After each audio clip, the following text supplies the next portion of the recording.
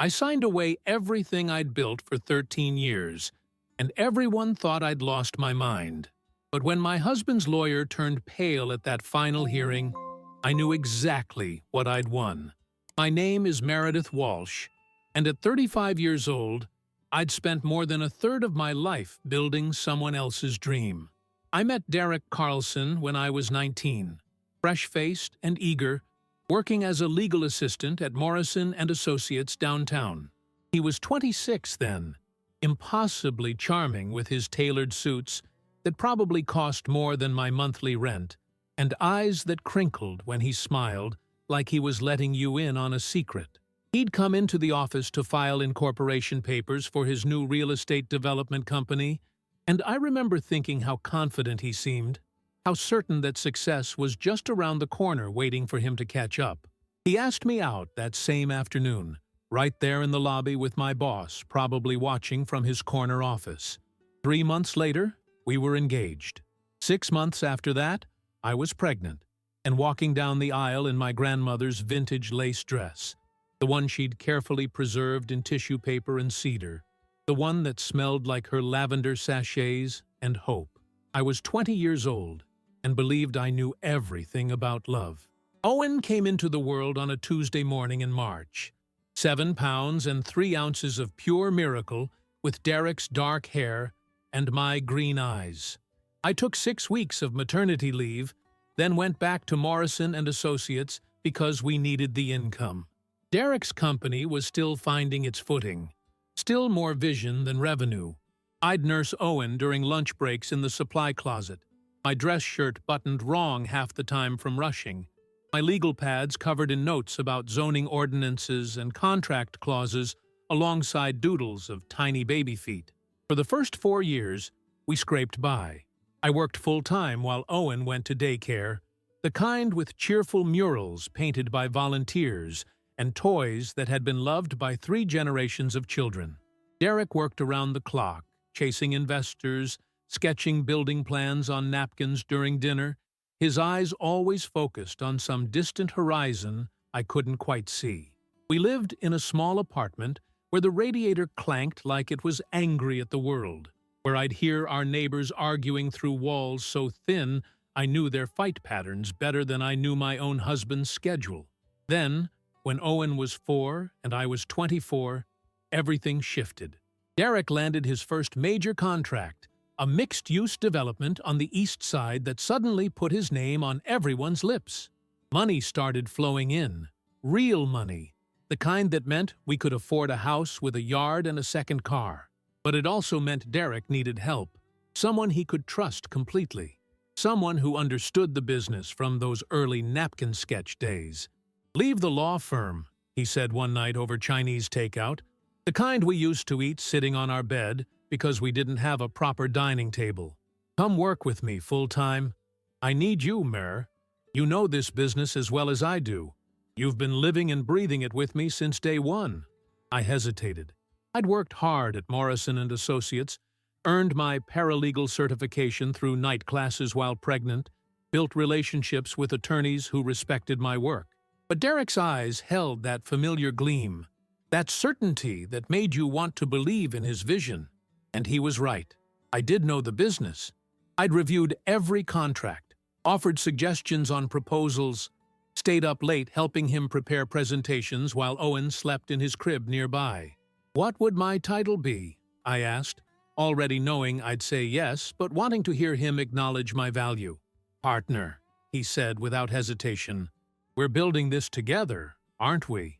Except there was no official partnership agreement, no salary, no benefits, no title on any paperwork.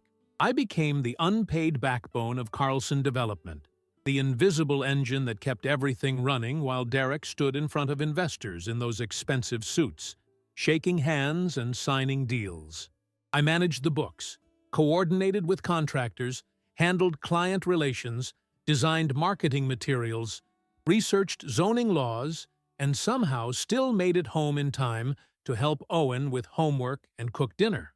For 11 years, I worked without a single paycheck with my name on it. Every dollar that came in went into the business account, then into our joint household account that Derek controlled. He'd give me a credit card for groceries and Owen's expenses, and I never questioned it because I believed we were building our future together. I believed that partner meant something even without the paperwork. People would ask what I did for a living, and I'd smile and say, I help my husband with his business, which was like saying the foundation helps a building stand. Technically true, but wildly understating its importance. At school functions, other mothers would discuss their careers while I'd nod along, feeling somehow less than, even though I knew I worked just as hard as any of them. Derek would introduce me at business dinners as my wife, never my business partner, never the woman who built this company with me. But I told myself it didn't matter, because we were a team. When Owen asked why Mommy didn't get paid like Daddy, I explained that families share everything, that money all goes to the same place anyway. I was teaching him about partnership, about working together toward common goals. I was being a good wife, a supportive partner, exactly what I thought I was supposed to be. The changes started small, so gradual, I barely noticed them shifting. Derek began staying late at the office 3 nights a week, then 4, then 5. Business dinners that used to include me suddenly became boring contractor meetings that I'd hate.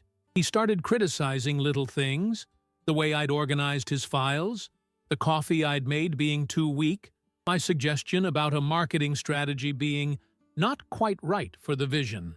When I'd try to discuss business decisions, he'd pat my hand and say, "Don't worry about it, Mur. I've got this handled." Like I was a child who'd asked too many questions about adult matters. Like I hadn't spent 11 years learning every aspect of this business from the ground up. 3 years before everything fell apart, I was doing what I did every Tuesday afternoon, reconciling accounts, making sure invoices matched payments, tracking expenses against our budget projections. It was mindless work by then, muscle memory, my fingers flying across the keyboard while my mind wandered to whether Owen needed new soccer cleats and what I'd make for dinner. Then I saw it. A transfer I didn't recognize. $8,500 to an account ending in 7321. I pulled up our master list of vendor accounts, contractor payments, everything legitimate. Nothing matched. I went back through 6 months of statements, and there it was again and again. Sometimes 8,000, sometimes 12,000, once 23,000, all to the same account number, all marked as operational expenses in Derek's handwriting. My hands went cold. I opened a new browser window and started digging, using the account research skills I'd learned back at Morrison and Associates. It took me 2 hours, but I found it. A personal account in Derek's name only, one I'd never known existed. Over the past 3 years, he'd transferred approximately $420,000 into it. I should have confronted him right then. A different woman might have. But I'd learned something important during my years watching legal proceedings at the law firm. People reveal more when they think they're safe than when they know they're caught. So instead of confronting Derek, I opened a new spreadsheet and started documenting everything with the methodical precision I'd learned from the best attorneys at Morrison and Associates. What I found over the next 3 months made my blood run cold. Our beautiful house, the one everyone admired with its craftsman details and updated kitchen, had 3 separate mortgages totaling $950,000. The original purchase mortgage, then a home equity line Derek took out 2 years ago, then another refinance 8 months back. Together, they added up to more than the house was worth. I pulled comparable sales in our neighborhood, and our home would appraise at maybe $720,000 on a good day. The company accounts told an even worse story. Carlson Development looked successful from the outside, with our sleek offices and steady stream of projects.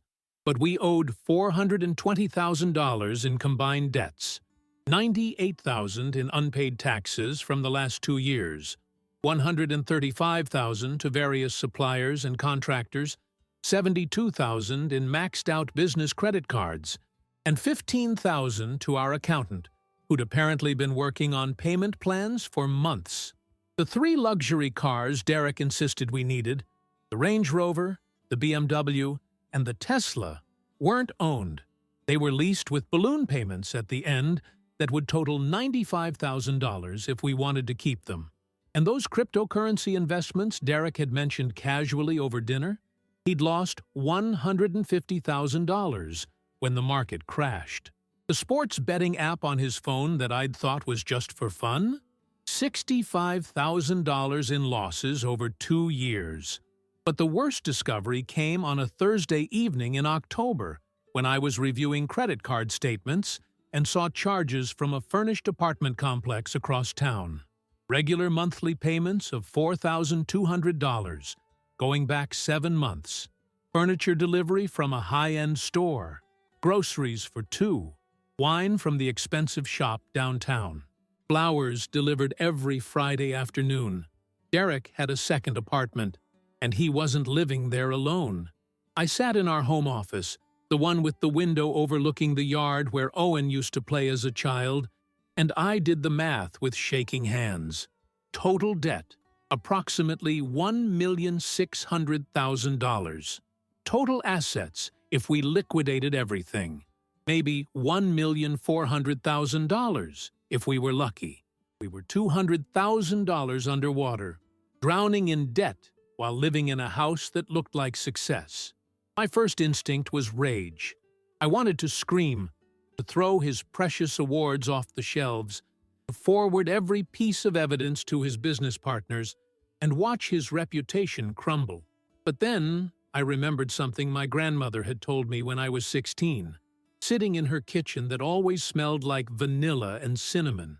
"Meredith, baby," she'd said, pressing an envelope into my hands with surprising firmness for someone so frail. "You always keep something that's just yours. I don't care if you marry the kindest man in the world.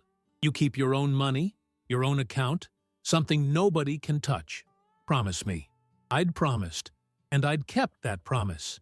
Every year since I was 23, I'd contributed to a retirement account from the law firm, money that had stayed in my name only. That account now held $150,000. And when Grandma passed away 5 years ago, she'd left me $280,000 in a trust with specific instructions that it should never be commingled with marital assets, that it was for me and Owen only, her way of making sure I'd always have choices. $430,000. Money Derek didn't know about because I'd followed Grandma's advice, because I'd kept something that was just mine. Money he couldn't touch, couldn't gamble away, couldn't use to finance his lies. I sat in that office for 3 hours after my discovery, the autumn darkness pressing against the windows while the numbers on the screen blurred and refocused. $430,000 in protected assets. $1,600,000 in debt that Derek had accumulated while I'd worked for free, building his empire with my bare hands. The math was brutal, but the betrayal cut deeper than any spreadsheet could show. I heard the garage door open around 11:30 that night. Derek's footsteps were heavy on the stairs, the confident stride of a man who believed his secrets were safe. I'd closed all the financial documents and pulled up a recipe website, playing the role I'd perfected over 13 years. The devoted wife waiting up, probably worrying about him working too hard. "Hey, babe," he said, loosening his tie as he walked into the office. His cologne was different, something expensive and unfamiliar. "What are you still doing up?" "Just planning meals for next week," I said, my voice steady despite my racing heart. "How was your meeting?" "Long, tedious. You know how contractors can be." He kissed the top of my head, a gesture that once made me feel cherished, but now felt like a lie pressed against my skin. "I'm exhausted." "Coming to bed?" "In a few minutes," I said. "I want to finish this." I listened to him move through our evening routine, the shower running, the news playing quietly in our bedroom, eventually the silence that meant he'd fallen asleep. Only then did I allow myself to breathe fully, to let my hands shake, to feel the weight of what I'd discovered. But I didn't cry. Crying was what the old Meredith would have done, the girl who'd believed in fairy tales, forever. This Meredith, the one who'd spent 11 years learning business inside and out, who'd navigated complex contracts and difficult negotiations, who'd raised a son while building a company, this Meredith knew that emotion was a luxury I couldn't afford. Not yet. Instead, I made a plan. The next morning, I called my Uncle Frank during my coffee run, the one legitimate errand where Derek wouldn't question why I was on my phone. Uncle Frank was a certified public accountant who'd helped Grandma set up my trust fund. A quiet man with wire-rimmed glasses who'd taught me that numbers never lied, even when people did. "Uncle Frank, I need your help with something sensitive," I said, standing in the parking lot of the coffee shop where nobody knew me. "And I need you to not ask questions right away. Can you do that?" There was a pause. Uncle Frank had known me since I was born, had held me at my baptism, had slipped me $20 bills at family gatherings with a wink. "What do you need, Meredith?" "I need to create an irrevocable trust fund for Owen. I want to move my retirement account and the inheritance from Grandma into it. All $430,000. Protected, untouchable, structured, so that if anything happens to me, Owen gets it for college and his future. And I need it done quietly, within the next 2 weeks." Another pause, longer this time. "Meredith." "Please, Uncle Frank, I'll explain everything later. But right now, I need to know my son will be protected no matter what happens." "I'll have the paperwork ready by Monday," he said quietly. "But sweetie, when you're ready to talk, I'm here." The trust was finalized on a Tuesday afternoon, while Derek was showing a property across town. I signed the documents in Uncle Frank's modest office that smelled like old books and peppermint, and felt the first small measure of control returning to my life. Owen's future was safe. Derek couldn't touch it, couldn't gamble it, couldn't use it to pay down the mountain of debt he'd accumulated. But securing the money was only the first step. I needed to know everything, every debt, every hidden account, every lie. So I started documenting with the same meticulous attention to detail I'd brought to Derek's business for 11 years, except now I was building a case instead of building his success. I bought a small scanner that I kept hidden in my craft supplies, the kind of place Derek would never look because he'd never once shown interest in the watercolor painting hobby I'd picked up to manage my stress. Every Tuesday and Thursday when Derek worked late, I'd scan documents. Every mortgage statement, every credit card bill, every bank record I could access.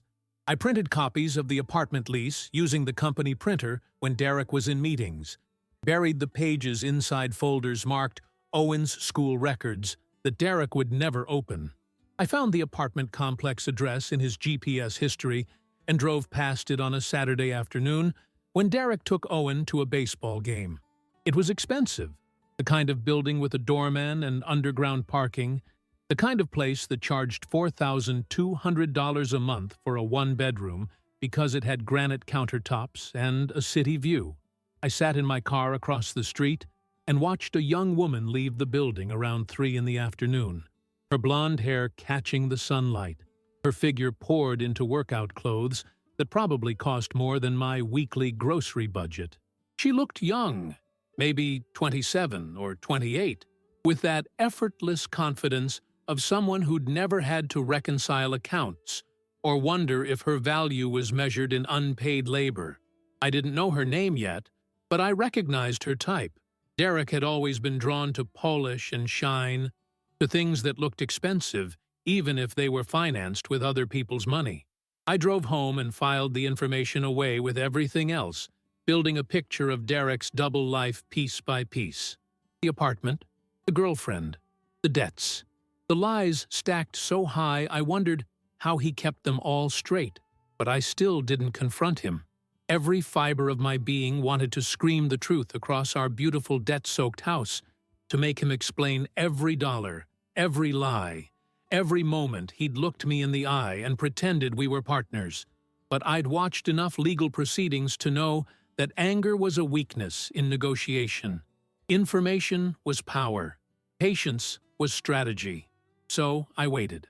And I documented And I played the role of devoted wife so perfectly that Derek never suspected the foundation he'd built his lies on was crumbling beneath his feet.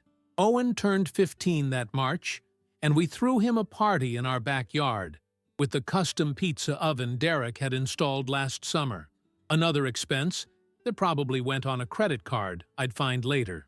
My son had grown tall and quiet, spending more time in his room with headphones on than talking to either of us. I wondered sometimes what he heard through our bedroom walls, what he'd absorbed from watching his father come home later and later, from seeing his mother smile through everything like it didn't hurt. "Mom, can I ask you something?" Owen said that night after the party, after we'd cleaned up and Derek had disappeared into his office for just a few emails. "Of course, sweetheart."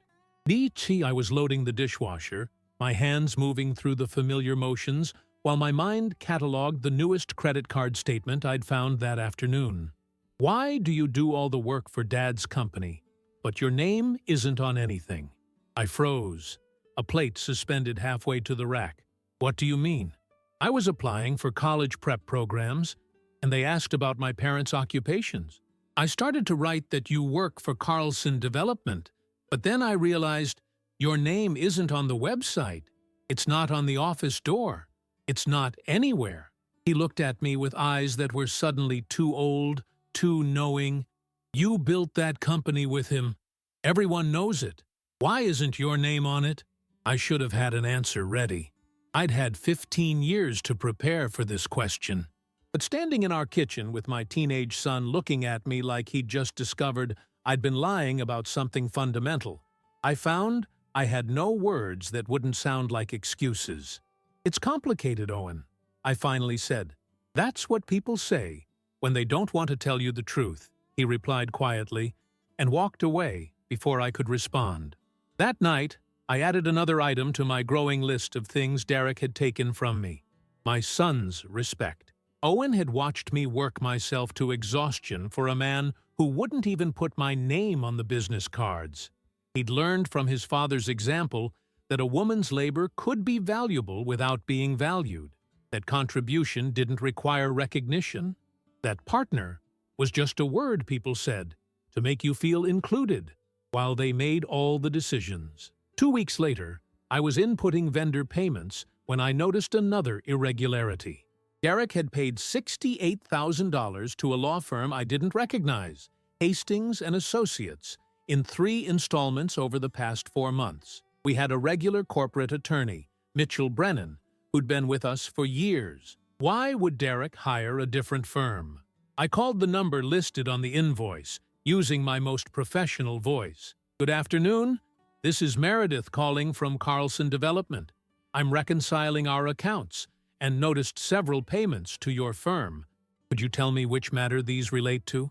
There was a pause, the sound of typing. "I'm sorry, ma'am, but those payments are marked as personal legal services for Mr. Carlson. I can't discuss the details without his authorization." "Personal legal services, not business. Personal." "I understand," I said smoothly. "Thank you for your time." I hung up and sat very still, my mind racing. $68,000 in personal legal fees. There were only so many reasons someone would need that kind of legal work. Estate planning, maybe. But we'd done our wills 3 years ago. Tax issues, possibly. But we had an accountant for that. Or divorce preparation. Hiring attorneys, strategizing asset protection, building a case. Derek was planning to leave me. He was spending our money I'd helped earn through 11 years of unpaid labor, to pay lawyers who would help him take everything while leaving me with nothing. The realization should have devastated me, but instead, I felt something cold and clear settle into my chest. Derek thought he was 10 steps ahead, carefully orchestrating his exit while I played the oblivious wife. He had no idea that I'd been building my own case for months, that every document he'd carelessly left accessible was now scanned and stored in 3 different locations: a safe deposit box at a bank across town, an encrypted cloud drive, and a physical folder at my sister's house 2 states away. My sister Rachel was the only person I'd told about any of this. She'd flown in for Owen's birthday party and stayed an extra 2 days, and I'd finally broken down on her last night there, showing her everything I'd discovered. She'd held me while I cried for the first time in months, then helped me organize the evidence into a system that would make any attorney proud. "You're going to destroy him," she'd said, not with vindication but with quiet certainty. "No," I'd replied. "I'm going to let him destroy himself. I'm just going to make sure I'm not standing in the rubble when it happens." 3 months after I found the apartment, 6 months after I'd started documenting everything, Derek's behavior shifted again. He started being nice to me, almost aggressively pleasant. He'd bring home flowers on random Tuesdays, expensive bouquets from the same shop that delivered to his girlfriend's apartment. He'd ask about my day with what seemed like genuine interest, though his eyes would glaze over after 30 seconds. He'd suggest date nights at restaurants we couldn't afford, where he'd hold my hand across the table and talk about our future like we actually had one together. I knew what this was. I'd seen it before in legal cases at Morrison and Associates, the preemptive niceness, the documentary evidence of being a good spouse before filing for divorce. Derek was building his narrative, creating witnesses who could testify that he'd tried to make it work, that the marriage had simply run its course despite his best efforts. So I played along. I smiled over the flowers. I went to the dinners. I let him take photos of us looking happy, that he'd probably show a judge someday as evidence of attempting reconciliation. And every night, after he fell asleep, I added more documents to my collection, built my case stronger, prepared for the war he didn't know I was ready to fight. The girlfriend's name was Amber Hayes, and I found out about her the way I found out about everything else, through careful documentation and patient observation. She worked in Derek's office as a marketing coordinator, a position he'd created 8 months ago and that I'd helped interview candidates for, never knowing he'd already decided who would fill it. I discovered her identity on a Wednesday afternoon when I was dropping off documents Derek had forgotten at home. He'd called me in a panic, insisting he needed the contracts for a 2 o'clock meeting, his voice tight with the stress he claimed was from work, but I now understood was from maintaining his double life. When I arrived at the office, Derek was in a conference room with clients, and Amber was at the front desk covering for the receptionist who'd gone to lunch. "Oh, you must be Meredith," she said with a smile that didn't reach her eyes. She was even prettier up close, with that practiced Instagram aesthetic, perfect contouring, hair extensions that looked natural, nails that could cut glass. "Derek talks about you all the time." I wondered what version of me lived in Derek's stories to her. The frigid wife, probably. The one who didn't understand him, who'd let herself go, who was more mother than lover. All the tired cliches men told their mistresses to justify their betrayal. "That's nice," I said, matching her fake smile with one of my own. "Could you make sure he gets these? They're urgent." I watched her carry the folder to the conference room, watched her knock softly, and Derek's face light up when he saw her. That same expression he used to give me 12 years ago. She handed him the documents, and his hand brushed hers, a touch that lasted a fraction too long, that spoke volumes about stolen moments and shared secrets. I left before he could see me, drove home with my hands steady on the wheel, and added, "Amber Hayes, marketing coordinator, approximately 27 years old," to my file. Then I did what I did best. I researched. Social media made it almost too easy. Amber's Instagram was public, a carefully curated feed of workout videos, brunch photos, and motivational quotes about knowing your worth. I scrolled back 6 months and found the first photo of her in Derek's office, caption reading, "New beginnings at an amazing company," with hashtags about girl boss energy and following your dreams. What she probably didn't know was that the amazing company was drowning in debt, that Derek's charm came with a price tag measured in hundreds of thousands of dollars, that she was dating a man who was about to lose everything. I almost felt sorry for her. Almost. The same week I identified Amber, I discovered something else that made my blood run cold. Derek had taken out a life insurance policy on me 6 months ago. A $2 million policy that I'd never been asked to sign. I found the paperwork buried in his desk when I was looking for the property tax bills, tucked between folders like it was nothing, like my death wasn't potentially worth more to him than my life. I called the insurance company pretending to have questions about the policy, and they confirmed it was active, that Derek was the sole beneficiary, that my signature on the application looked legitimate. I stared at that signature for 20 minutes, comparing it to my real handwriting. It was close, but not quite right. Derek had forged my signature.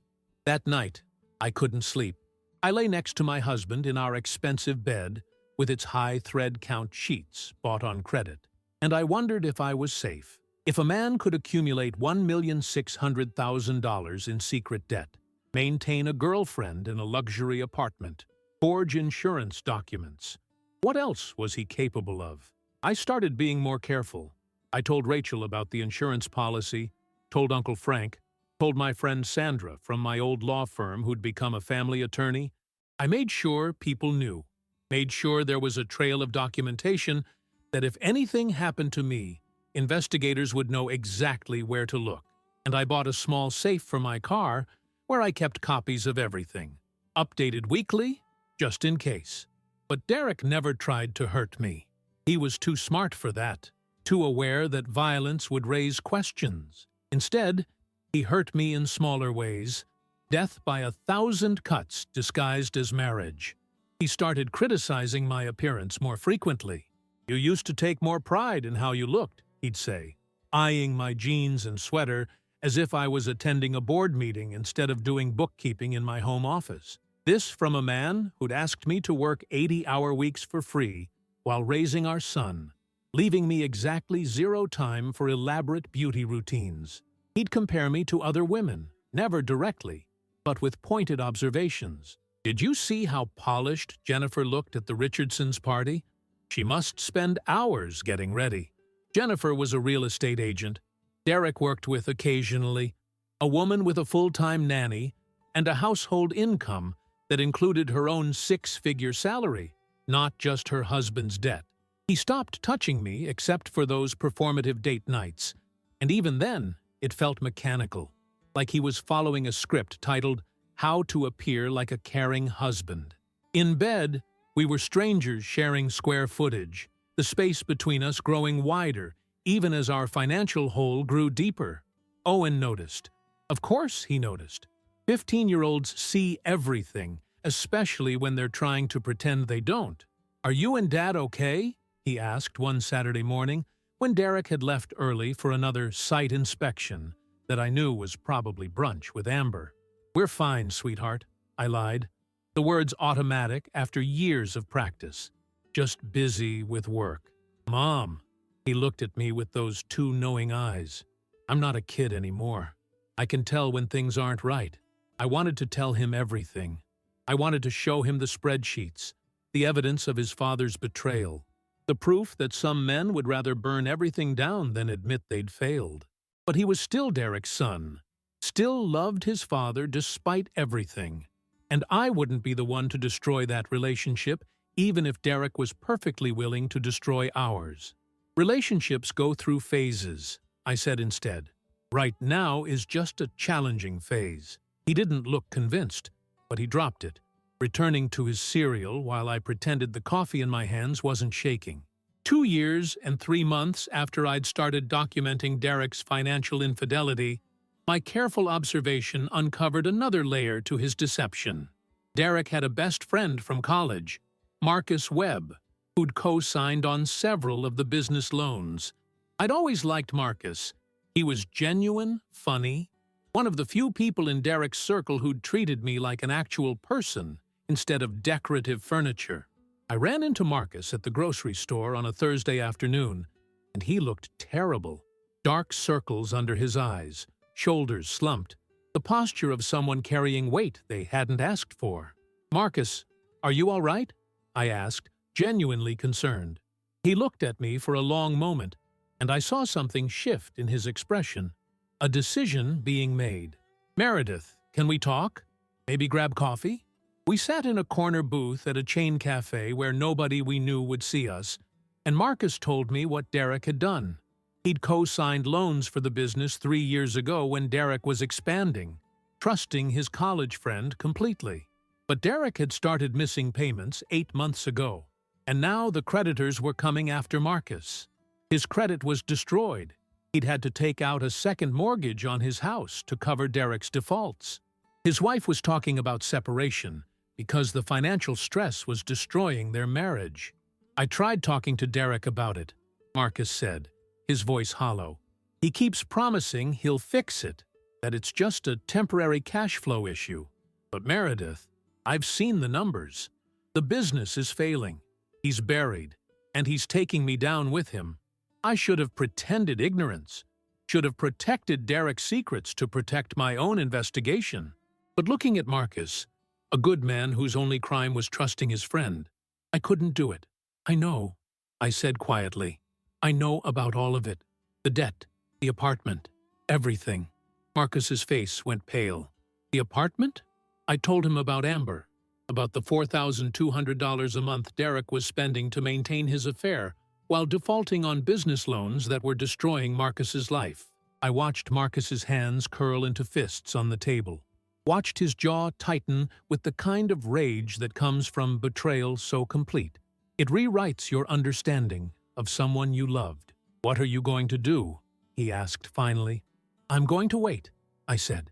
Derek is planning something. I can feel it. And when he makes his move, I'll be ready. Can I help? Marcus's voice was steady now, purposeful. After what he's done to both of us, I want to help. I thought about it for exactly 3 seconds. Can you document everything about the loans? Every missed payment? Every promise he broke? Every way he's destroyed your finances while pretending everything was fine? Already done, Marcus said grimly. I started documenting 3 months ago when my lawyer advised me to build a case against Derek if needed. I have everything. We exchanged information that day. 2 people Derek had betrayed pooling our evidence, building a case that would eventually show the world who Derek Carlson really was beneath his expensive suits and charming smile. Marcus became my ally, checking in weekly with updates, adding pieces to the puzzle I'd been assembling for over 2 years. The final piece fell into place on a Tuesday in October, almost 3 years to the day after I'd first discovered Derek's hidden account. I was reviewing the mail when I saw it. An envelope from Hastings & Associates, the law firm Derek had paid $68,000 for personal legal services. Inside was a letter addressed to Derek, marked Confidential Attorney-Client Privilege, in bold red letters across the top. I knew I shouldn't open it. I knew it could compromise any legal proceedings later. But I also knew that knowledge was power, and I was tired of being the only person in my marriage operating without complete information. I steamed it open carefully, using techniques I'd learned from a paralegal training seminar years ago. Methods for accessing sealed documents in discovery. Inside was a detailed divorce strategy memo. The attorneys had laid out Derek's plan with brutal efficiency. File for divorce, claim the house and all business assets as separate property since they predated much of the marriage growth, argue that my unpaid labor had no monetary value since I'd never had an official employment contract, push for minimal spousal support on grounds that I was educated and capable of supporting myself, and request that I take primary custody of Owen since Derek's demanding work schedule made shared custody impractical. In other words, Derek wanted to leave me with nothing but our son, the one asset he'd explicitly described to his lawyers as a burden he was generously allowing me to shoulder. There was a timeline attached. Derek planned to file the first week of January, right after the holidays, when I'd be emotionally vulnerable and less likely to fight effectively. His lawyers recommended he document increased marital discord leading up to the filing, suggest marriage counseling that I would theoretically refuse, and create a narrative of a wife who'd become bitter and difficult while he'd tried everything to save the relationship. I read it 3 times, memorizing every word, every tactical recommendation, every piece of advice on how to leave your wife of 13 years with nothing to show for her unpaid labor except a teenage son and a shattered sense of self-worth. Then I carefully resealed the envelope, placed it exactly where I'd found it in the mail stack, and went to my computer. I had 3 months before Derek planned to file. 3 months to prepare, to position myself, to make sure that when he finally made his move, he'd discover that his careful planning had led him not to victory, but to the edge of a cliff he'd built himself. I called Uncle Frank first, then Rachel, then Sandra from the law firm. I told them Derek's timeline, showed them the divorce strategy memo I'd photographed before resealing it. Sandra whistled low when she read it. "This is good for you, actually," she said. "This shows premeditation, strategy, planning while you were still working for free building his business. This is going to make his lawyer's job very difficult when we show a judge that he was plotting your financial devastation while you were still contributing unpaid labor." "What do I do now?" I asked. "You wait," Sandra said. "You let him think he's in control. You don't change anything about your behavior. And when he files, we'll be ready with a counter case that will make his attorneys wish they'd advised him to negotiate fairly from the start." So I waited. I went through Thanksgiving playing the grateful wife, cooking a turkey I couldn't afford, while Derek invited colleagues over to admire our beautiful home built on a foundation of debt. I smiled through Christmas, wrapping presents bought on credit cards that were already maxed out, watching Owen open gifts while knowing his father planned to abandon us in 2 weeks. And on New Year's Eve, while Derek kissed me at midnight with lips that tasted like champagne and lies, I thought about justice. Not revenge. Revenge was emotional, messy, unfocused. Justice was precise. Justice was letting a man who'd spent 13 years taking advantage of your unpaid labor discover that his careful plans had a fatal flaw. He'd underestimated me. He'd spent so long thinking of me as the supportive wife, the unpaid employee, the woman who'd accept whatever he decided to give her, that he'd forgotten I'd spent 4 years at a law firm learning how legal warfare worked. He'd forgotten that I'd spent 11 years learning every aspect of his business, which meant I knew exactly where every financial body was buried. Most fatally, he'd forgotten that I'd had a grandmother who'd loved me enough to teach me the one lesson that would save me. Always keep something that's just yours. Derek had no idea that while he was plotting with expensive lawyers, I'd been building my own case with free help from people who actually cared about me. He had no idea that his meticulously planned divorce was about to become the biggest mistake of his life. The first Tuesday of January arrived cold and clear. Derek came home at 7:30 that evening, unusually early, with the expression I'd learned to recognize. The face he made when he was about to do something he'd convinced himself was noble. "Meredith, we need to talk," he said. And I knew this was it, the moment 3 years of patience had been building toward. I looked up from the dinner I was preparing, played my role one final time. "Of course. What's wrong?" He took a deep breath, and I watched him prepare to deliver the speech he'd probably practiced in his apartment with Amber, the one where he'd sound reasonable and regretful instead of calculating and cruel. "I want a divorce." The words hung in the air between us like smoke, and I felt time slow down in that moment. 3 years of documentation, 3 years of careful planning, 3 years of playing the role of devoted wife while building my case. It all came down to this moment in our kitchen, with the smell of roasting chicken filling the space between his declaration and my response. I turned off the stove, set down the wooden spoon I'd been holding, and looked at him with what I hoped appeared to be shock. "What?" "I want a divorce," Derek repeated, and I could see the relief in his shoulders at saying it out loud, at finally dropping the pretense he'd been carrying. "This isn't working anymore, Meredith. We both know it. We've grown apart. I think it's best if we end things before they get worse." I sat down at the kitchen table, let my hands shake just enough to be visible. I don't understand. We just had Christmas together. I know this is hard, he interrupted, using that patronizing tone he'd perfected over the years, the one that said he was being patient with someone who couldn't quite keep up. But I've been thinking about this for a long time. We're not happy. You're not happy. I'm not happy. The kindest thing we can do for each other is acknowledge that and move on. I noticed he didn't mention Owen. Our son was upstairs doing homework, headphones on, unaware that his father was dismantling our family in the kitchen below. Derek had chosen this moment carefully, a Tuesday evening when Owen would be distracted, when I'd be tired from a day of unpaid labor on his behalf, when my defenses would be down. "What about Owen?"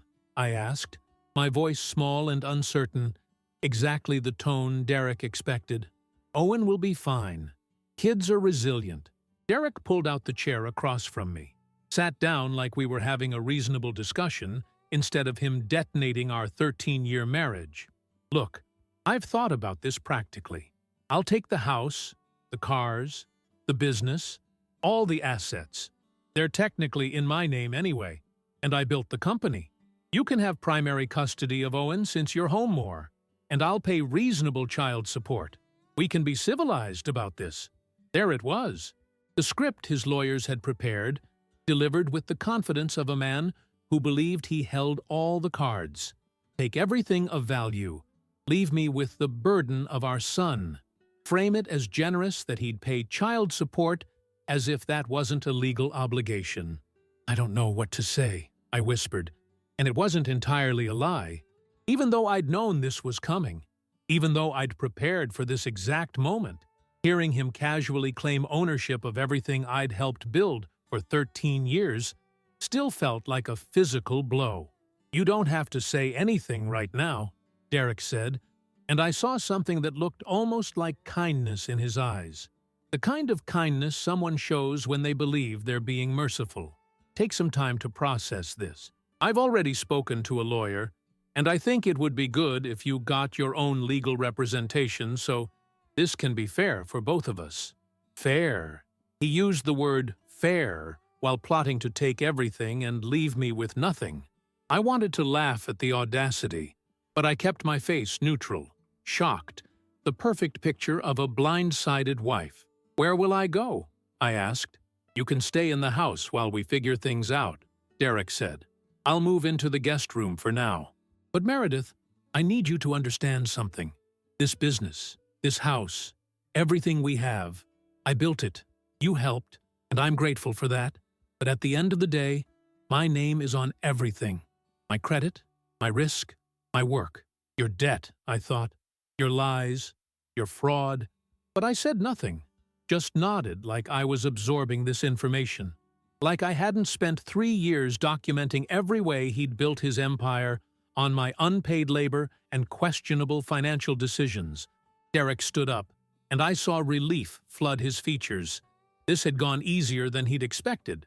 I was reacting exactly how he'd predicted, with shock and submission instead of anger and resistance. "I think it's best if we tell Owen together," he said. "Maybe this weekend? Give you some time to adjust first?" "Okay," I said quietly. He left the kitchen, and I heard him climb the stairs to pack his things for the guest room. I sat at the table for 10 minutes, my mind racing through everything I knew, everything I'd documented, everything that was about to unfold. Then I pulled out my phone and sent a text to Sandra, my attorney. He filed tonight. Verbal notice. Wants house, cars, business, everything. Exactly as the memo predicted. Her response came 30 seconds later. "Perfect. Don't sign anything. Don't agree to anything. We move on our timeline, not his." The next 2 weeks were an exercise in humiliation. Derek moved into the guest room but treated our house like it was already solely his property. He'd have friends over without telling me, men from his business circle who'd nod politely at me before retreating to Derek's study to drink expensive whiskey and talk about deals I'd helped facilitate but would never be credited for. He started bringing Amber around during the day when he thought I'd be out running errands. I came home early one Wednesday to find her in my kitchen, making a smoothie in the blender I'd gotten as a wedding gift from my grandmother, wearing one of Derek's shirts like she belonged there. She startled when she saw me, had the decency to look briefly uncomfortable before recovering with that practiced smile. "Oh, Meredith, Derek mentioned you'd be out longer." "It's my house," I said, setting my grocery bags on the counter with deliberate calm. "I don't need permission to come home early." Amber's smile faltered. "Of course. Derek and I were going over some marketing materials for the business." I looked at the counter. No laptop, no folders, no materials, just her smoothie and the casual intimacy of someone who'd been told she was moving in soon, who'd been promised a future in my house with my things once I was conveniently removed. "The business I built," I said quietly. "The one I worked on for 11 years without a single paycheck. Did Derek mention that during your marketing discussions?" Amber's face flushed. "I should go." "Yes," I agreed. "You should." She left quickly, and I heard her low voice talking to Derek in the driveway, heard his car door slam, heard them drive away together. I stood in my kitchen, my grandmother's blender still on the counter, Amber's half-finished smoothie abandoned in the sink, and I felt something cold and certain settle deeper into my chest. They thought this was over.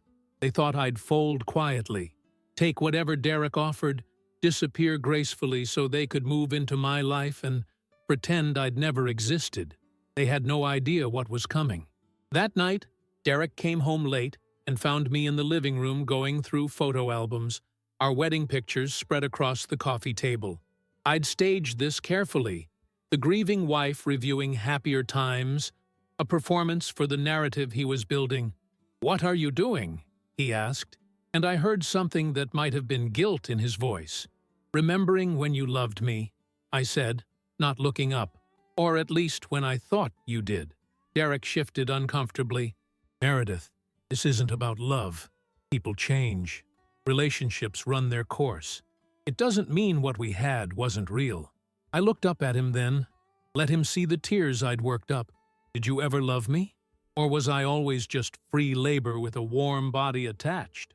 "That's not fair," he said, and the guilt was gone, replaced by defensiveness. "I gave you a good life. This house, financial security, the ability to be home with Owen." "Financial security?" I laughed, and it came out bitter and broken. "Derek, I don't even have a salary. I don't have a retirement account with the company. I don't have health insurance in my own name. After 13 years, I have nothing to show for building your business except a title you never bothered to make official." "You have Owen," Derek said, like our son was a consolation prize instead of a human being. "Right. I have Owen, and you have everything else." I turned back to the photo albums. "When do I need to be out?" I felt him hesitate, heard the internal calculation as he decided how generous to appear. "Take your time. A few months, maybe. We'll work out the details with the lawyers." A few months to find somewhere to live with no income, no savings he knew about, no assets in my name. A few months to dismantle my life and rebuild from nothing while he moved his girlfriend into the home I'd helped pay for with unpaid labor. "That's very generous," I said, and let the words drip with enough sarcasm that he'd notice, but not enough that he'd realize I was mocking him. He left me alone with the photo albums, and I heard him on the phone in the guest room, his voice low and intimate in a way it hadn't been with me in years, talking to Amber, probably, telling her how well it was going, how I was taking it quietly, how soon they could be together without pretense. The weekend came, and Derek suggested we tell Owen about the divorce over Saturday breakfast, a meal I was expected to cook, even though my marriage was ending and my life was imploding. I made pancakes, Owen's favorite, and watched my son's face crumble as Derek delivered the news with practiced sympathy. "Your mother and I have decided to separate," Derek said, reaching across to pat Owen's hand like he was being comforting instead of devastating. "It's not anyone's fault. Sometimes adults just grow apart, but we both love you very much, and that won't change." Owen looked at me, his eyes asking questions I couldn't answer with Derek sitting there controlling the narrative. "Mom, it's true," I said softly. Things have been difficult for a while. Your father thinks this is for the best. Pete, where will we live? Owen's voice cracked on the question, and I saw Derek wince slightly. The first genuine emotion he'd shown through this whole performance. You'll stay here with your mom for now, Derek said. I'll get an apartment nearby. You can visit whenever you want. This doesn't change anything between us, son. But it changed everything. And Owen knew it. He'd watched Derek spend the last 2 weeks moving into the guest room, watched Amber come and go, heard the whispered phone calls. He was 15, not stupid. He knew his father was leaving us, knew Derek had chosen a different life, and no amount of, "you can visit whenever," would make that betrayal sting less. Owen excused himself without finishing his pancakes, retreated to his room, and I heard the click of his lock engaging. Derek looked uncomfortable for approximately 30 seconds before checking his phone, mumbling about work emails and disappearing into his study. I cleaned up breakfast alone, loaded the dishwasher, wiped down counters that were probably mortgaged 3 times over, and thought about justice. That afternoon, Derek's mother showed up unannounced. A woman I'd always called Susan, but who'd never quite warmed to me in 13 years of marriage. She swept into the house like she owned it, her designer handbag probably worth more than I'd earned in the last year of work I'd done for free. "Meredith, dear," she said, though her tone suggested I was anything but dear. "Derek told me about the separation. I wanted to come help you pack." "Pack?" I set down the book I'd been pretending to read. "I'm not packing yet. Derek said I had a few months." Susan's smile was tight, artificial. "Well, I thought it might be easier to start early. Get organized, you know." I brought some boxes. She hadn't brought boxes. She'd brought garbage bags, the heavy-duty black kind you use for actual trash. And the message was clear. My 13 years of marriage, my belongings, my life, all of it was garbage to be efficiently removed. "I also thought we should go through the house together," Susan continued, walking through my living room like she was conducting an inventory. "Some of these items are family heirlooms. The silver tea service in the dining room belonged to Derek's grandmother. And this artwork, Derek chose all of it. It wouldn't be right for you to take things that are rightfully his." I watched her pick up a photograph of Owen, one I'd taken at his 10th birthday party, one I'd had professionally framed. "Even the photos?" I asked quietly. "Well, you can have copies made, certainly, but the frames are quite expensive. Derek bought them." Susan set the photo down and turned to me with what she probably thought was kindness. "Meredith, I think it's important we're realistic about this situation. You married my son when you were quite young. You didn't bring much to the marriage. It's only fair that you don't take much from it. I didn't bring much. I'd only brought 13 years of unpaid labor, business expertise, the ability to keep Derek's company running while he was out building debt and maintaining a mistress. I'd only brought midnight feedings and homework help, and being the parent who actually showed up while Derek pursued his empire. I'd only brought trust and loyalty and love that I'd given freely while he commodified every aspect of our relationship. "What do you think I should take?" I asked, genuinely curious about how little Derek's mother thought I deserved. Susan looked around the living room with an appraising eye. "Your personal clothing, of course. Perhaps the kitchenware that isn't part of a set. Some of Owen's things, though Derek will want to maintain his room here for visits. I think $40,000 or $50,000 would be a generous settlement, given the circumstances. $40,000 or $50,000 for 13 years of marriage and 11 years of unpaid labor. For building a business from napkin sketches to multi-million-dollar contracts. For raising Derek's son while he built his empire and his secret life. I thought about the $1,600,000 in debt Derek had accumulated. I thought about the $200,000 of negative equity he was so eager to claim as his assets. I thought about how perfectly this moment would play in court when my attorney presented it as evidence of the family's attitude toward my contributions. "That seems reasonable," I said, and watched Susan's expression shift to satisfied surprise. She'd expected me to fight, to argue, to embarrass myself with demands for more. My quiet acceptance confirmed everything she'd believed about me, that I was weak, easily manipulated, grateful for whatever scraps I was thrown.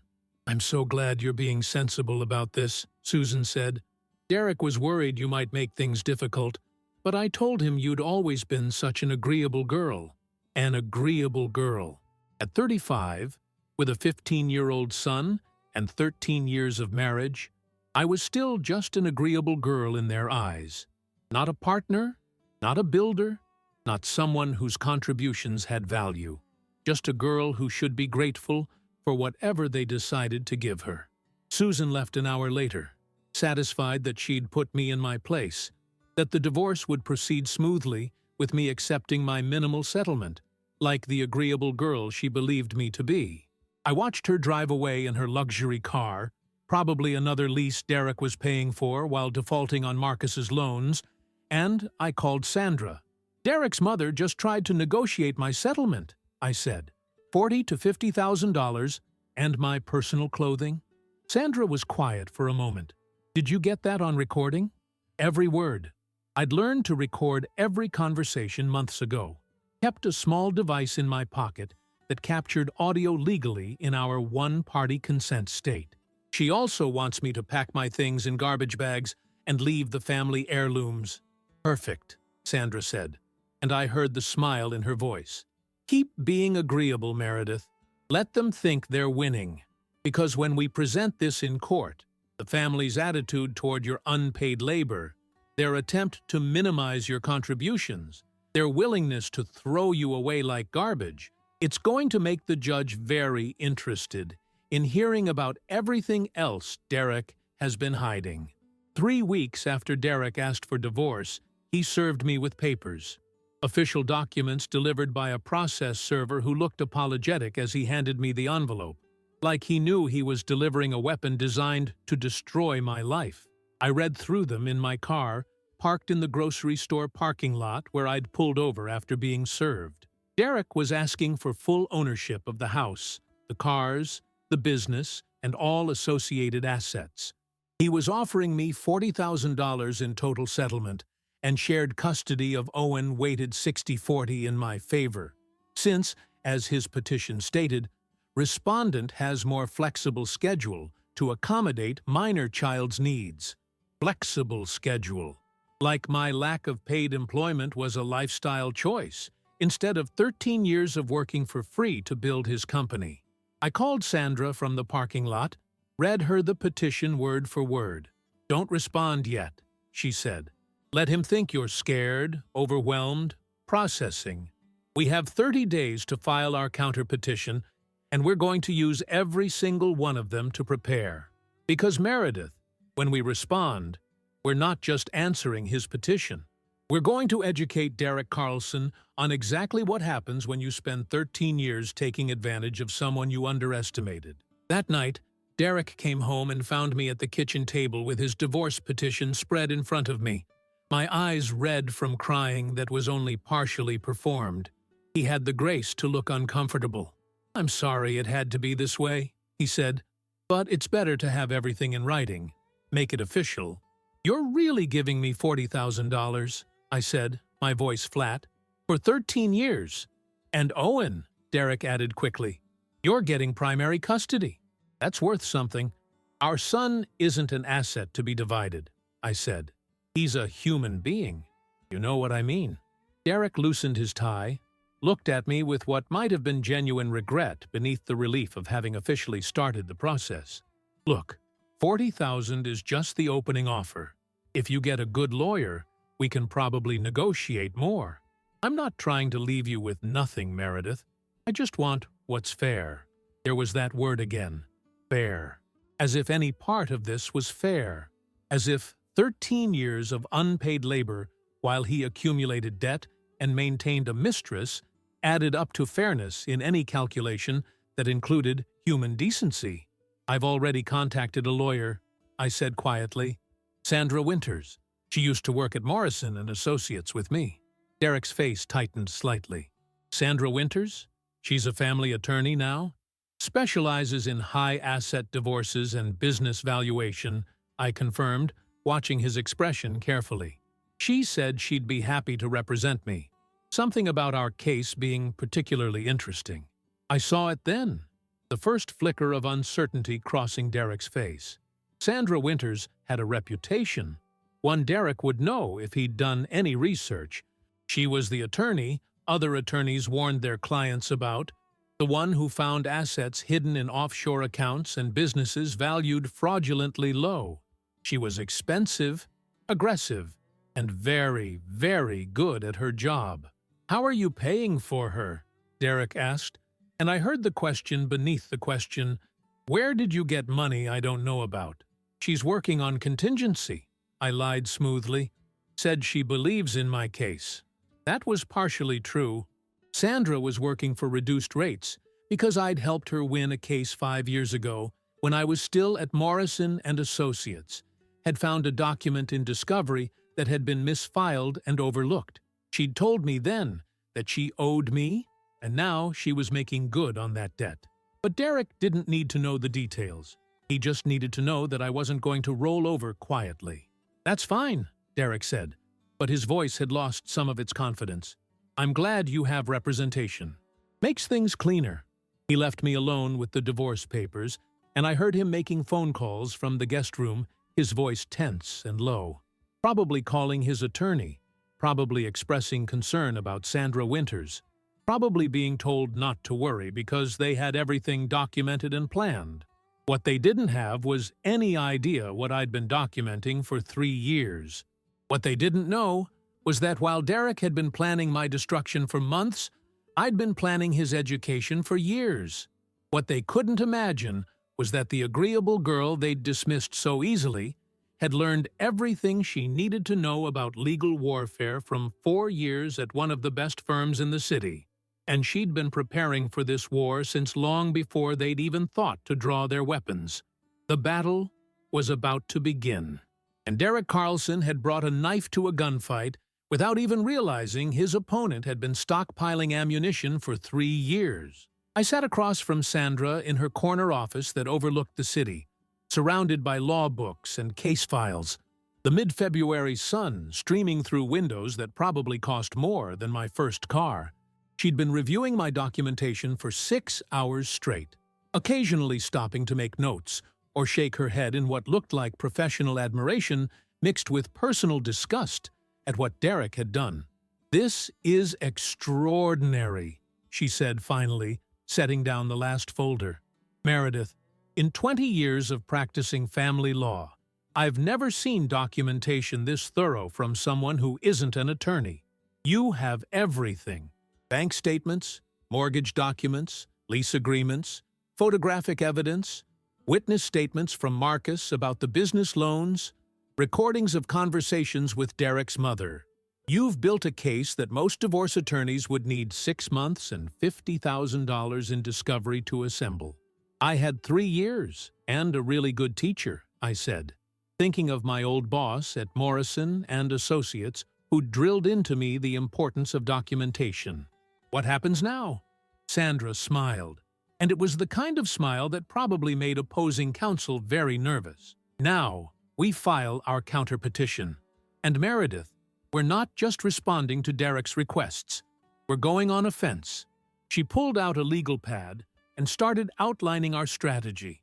We would acknowledge that Derek wanted the house, the cars, the business, and all associated assets. We would agree to those terms with one critical addition: Derek would also be accepting all associated liabilities.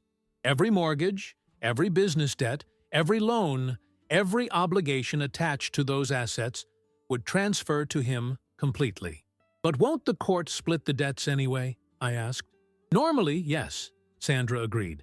"But Derek's petition specifically claims these assets as separate property that he built independently. He's arguing that your contributions were minimal, that you have no ownership stake. So we're going to take him at his word. If the assets are solely his, then the liabilities are solely his. And we're going to make very, very sure he understands exactly what he's accepting." Over the next 3 weeks, Sandra and her team assembled our counterpetition with surgical precision. We documented every hour I'd worked for Carlson Development without compensation, conservatively estimated at 60 hours per week for 11 years, valued at the market rate for a business manager with my qualifications. That alone totaled approximately $2,100,000 in unpaid labor.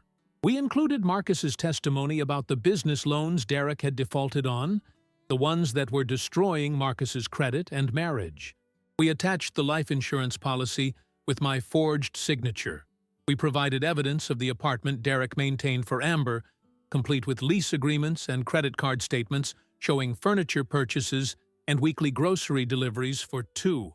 But the masterpiece was the financial disclosure Sandra's forensic accountant prepared.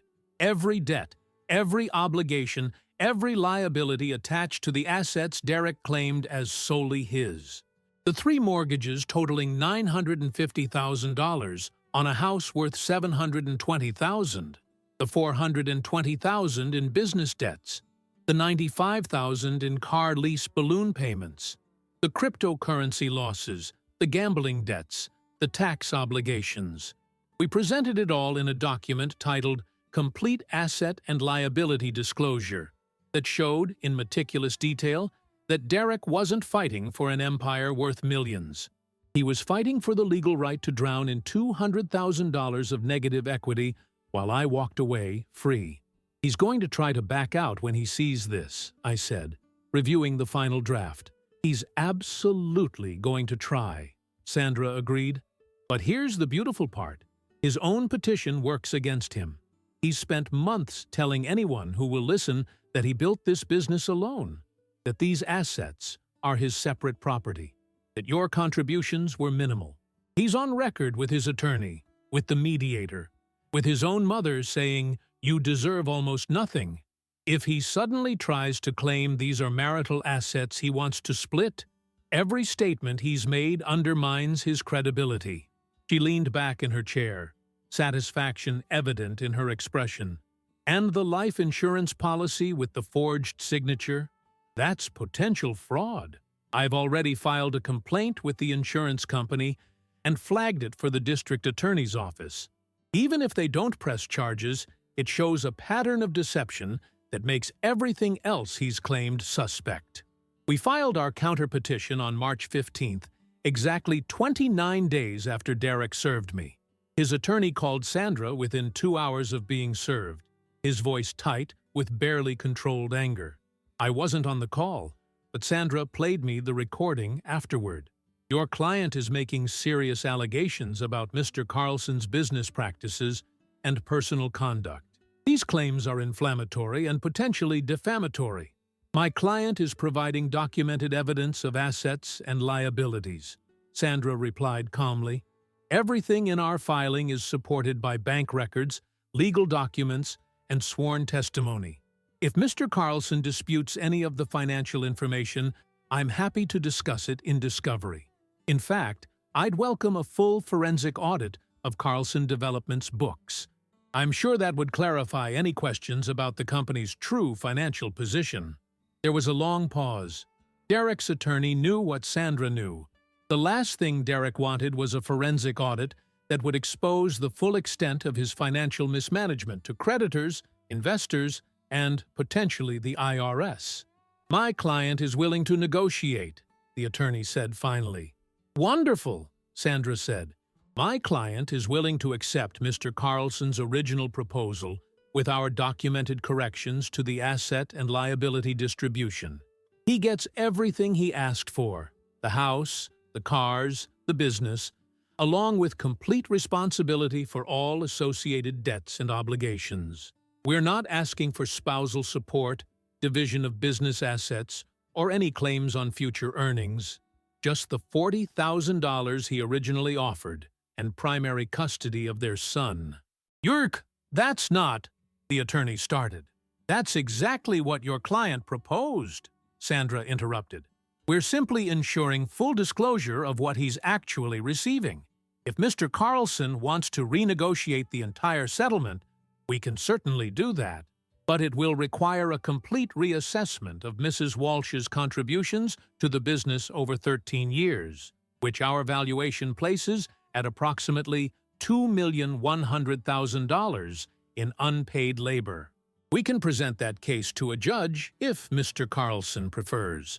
The call ended shortly after, and Sandra looked at me with satisfaction. "He's trapped. If he accepts, he takes all the debt. If he fights, we go to court and present evidence of your unpaid labor plus his financial fraud. Either way, you walk away clean." "What about Amber?" I asked. "Does she know about any of this?" Sandra's smile turned sharp.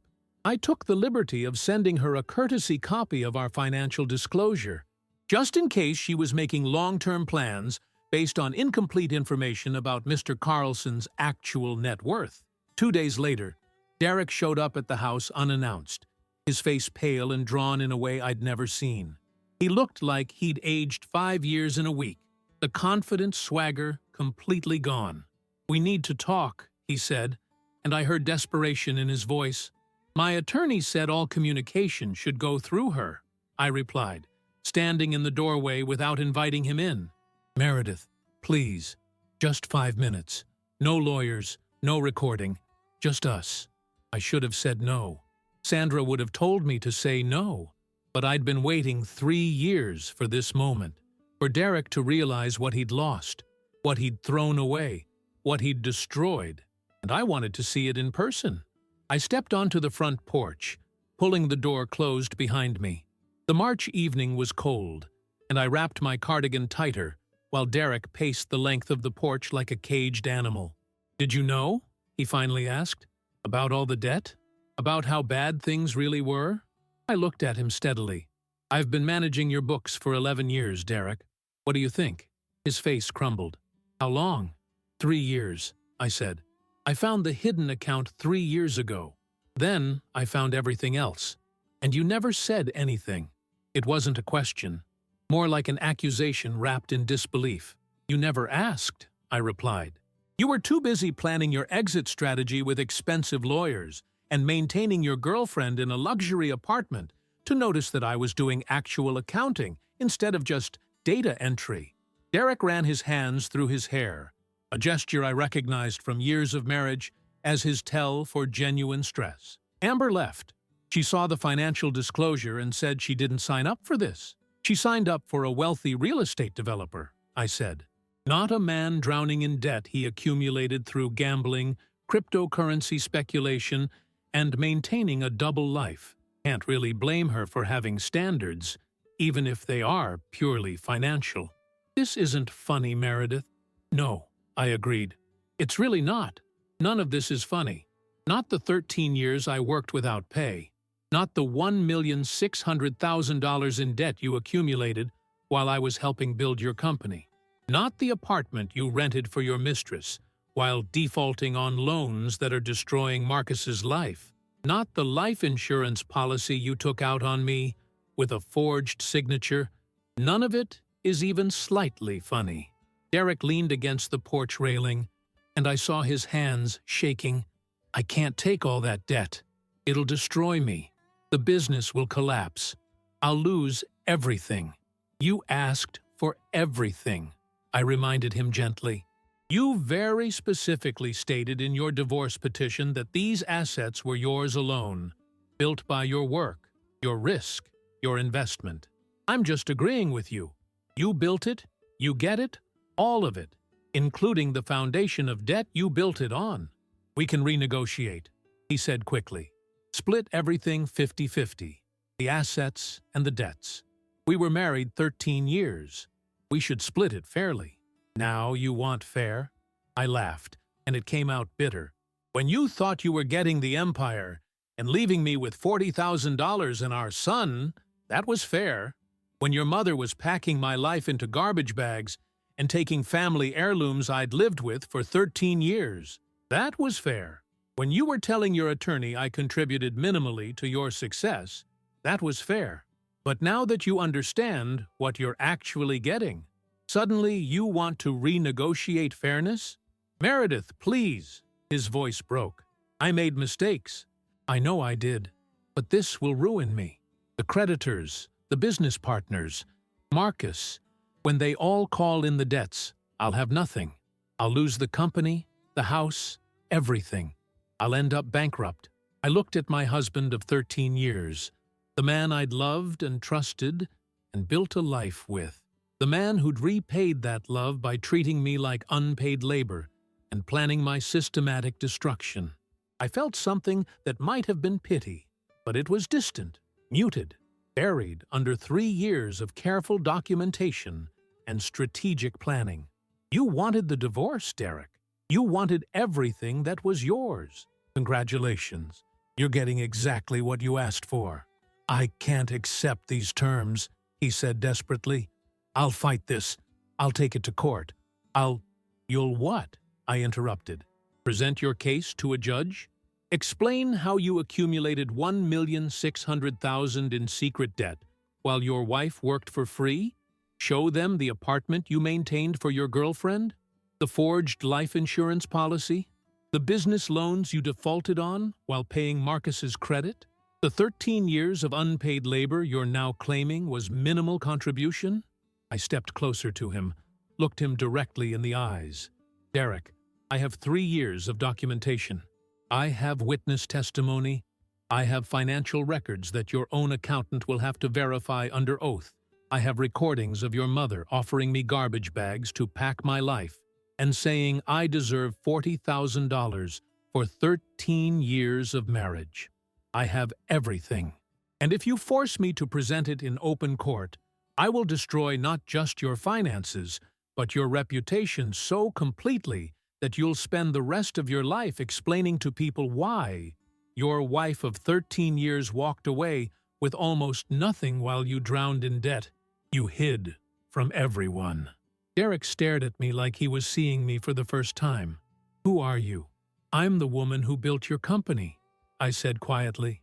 I'm the accountant who could have saved you from yourself if you'd ever bothered to treat me like a partner instead of free labor. I'm the wife who loved you enough to give 13 years of my life to your dreams. And I'm the person you underestimated so completely that you never saw this coming. I turned to go back inside, then paused. Sandra needs your response to our counter-petition by Friday. Accept the terms or prepare for discovery. Your choice. I left him on the porch and went inside, locked the door, and allowed myself to shake for exactly 5 minutes before pulling myself together. Owen was at a friend's house. Wouldn't be home for another hour. I had time to process this moment, this small victory in a war that was almost over. The mediation was scheduled for April 20th, and Derek showed up looking like he hadn't slept in days. His expensive suit hung a little loose, and I noticed he wasn't wearing the luxury watch he usually sported. Probably sold it, I realized, trying to scrape together cash for attorney fees. Amber wasn't there. Marcus was, though, sitting in the waiting area with his own attorney, ready to testify about Derek's business practices if needed. He nodded at me when I arrived with Sandra, and I saw something like respect in his eyes. The mediation lasted 4 hours. Derek's attorney tried every angle, arguing that the debt valuation was inflated, that my unpaid labor estimate was unreasonable, that forcing Derek to accept all liabilities was punitive rather than equitable. Sandra countered each argument with documentation, precedent, and the simple fact that Derek had explicitly claimed these assets as his separate property built without my meaningful contribution. If the assets are separate, the liabilities are separate, she repeated calmly. My client is simply holding Mr. Carlson to his own stated position. Derek's attorney requested a private conference with his client. They were gone for 40 minutes, and when they returned, Derek looked defeated. My client will accept the terms, the attorney said, his voice tight.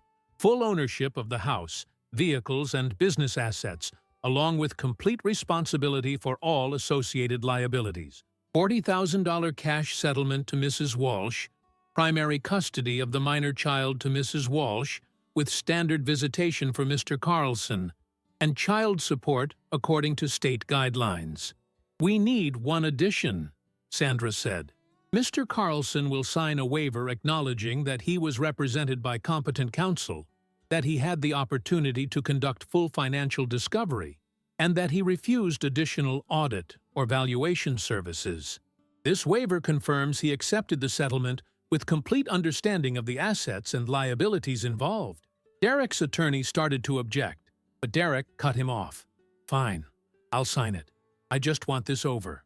The final hearing was scheduled for May 10th, a Tuesday morning that dawned clear and warm with that particular quality of spring light that makes everything look like a fresh beginning. I wore a simple navy dress, minimal jewelry, my hair pulled back in a neat bun. I looked professional, composed, nothing like the broken woman Derek and his mother had expected me to be. Derek sat across the courtroom with his attorney, and I saw him glance at me several times with an expression I couldn't quite read. Regret, maybe, or just the desperate hope that I'd somehow change my mind at the last minute and save him from the consequences of his own choices. The judge reviewed the settlement agreement, her reading glasses perched on her nose as she flipped through pages of asset and liability disclosures. She looked up at Derek with a slight frown. "Mr. Carlson, I want to ensure you understand what you're agreeing to. According to this disclosure, you're accepting ownership of assets valued at approximately $1,400,000, along with liabilities totaling approximately $1,600,000. This leaves you with a negative net worth of approximately $200,000. Additionally, you're paying your former spouse $40,000 in cash settlement. Are you certain you want to proceed with these terms?" Derek's attorney started to speak, but Derek cut him off again. "Yes, Your Honor. I understand. Your attorney advised you to conduct a full financial audit before finalizing this agreement, and you refused. Is that correct?" "Yes, Your Honor." "And you acknowledge that you had the opportunity to negotiate different terms and chose to accept this settlement?" "Yes, Your Honor." Derek's voice was barely above a whisper. The judge looked at me. "Mrs. Walsh, you're accepting $40,000 in cash settlement, primary custody of your minor child, and child support according to state guidelines. You're waiving all claims to the marital home, vehicles, business assets, and future business earnings. Do you understand and accept these terms?" "Yes, Your Honor," I said clearly. The judge signed the decree, and just like that, it was over. 13 years of marriage dissolved in a courtroom on a Tuesday morning, with Derek getting everything he'd asked for and me walking away with exactly what he'd offered. Except Derek's everything was actually nothing, and my nothing was actually freedom. Derek's attorney tried one last time as we left the courtroom. "Meredith, please. Derek wants to talk about restructuring the debt division. He's willing to give you half the house equity if you'll take half the liabilities." "There is no house equity," I reminded him. "The house is mortgaged for more than it's worth, and the settlement is finalized. If Mr. Carlson has questions about his financial situation, he should consult with his accountant." Wait. I walked out of the courthouse with Sandra, and we stood on the steps in the May sunshine while she reviewed the final decree one last time. "You did it," she said, satisfaction evident in her voice. "You got exactly what you wanted." "I got freedom," I corrected. "Everything else is just paperwork." The $40,000 Derek paid me went into a savings account I opened in my name only, a small cushion for emergencies and fresh starts, but I didn't need it to survive. I had the $430,000 in Owen's trust fund, money Derek had never known about, money Grandma had protected for exactly this situation. I rented a small apartment, just 2 bedrooms, in a neighborhood with good schools and a coffee shop on the corner where I could sit and sketch design ideas. The apartment had old hardwood floors that creaked, windows that needed weather stripping, and a kitchen barely big enough for one person. It was perfect. Owen moved in with me the week after the divorce was finalized. He'd been quiet and withdrawn during the whole process, splitting his time between Derek's house and mine, trying to process his father's choices. But on move-in day, as we unpacked boxes in our tiny apartment, He finally asked the question I'd been waiting for. "Mom, did you know about all of Dad's debt when you agreed to the divorce terms?" I stopped folding towels and looked at my son, this almost man who'd watched his father's empire crumble and was trying to make sense of what it meant. "Yes. So you let him take everything, knowing it would destroy him?" "I let him have exactly what he asked for," I said carefully.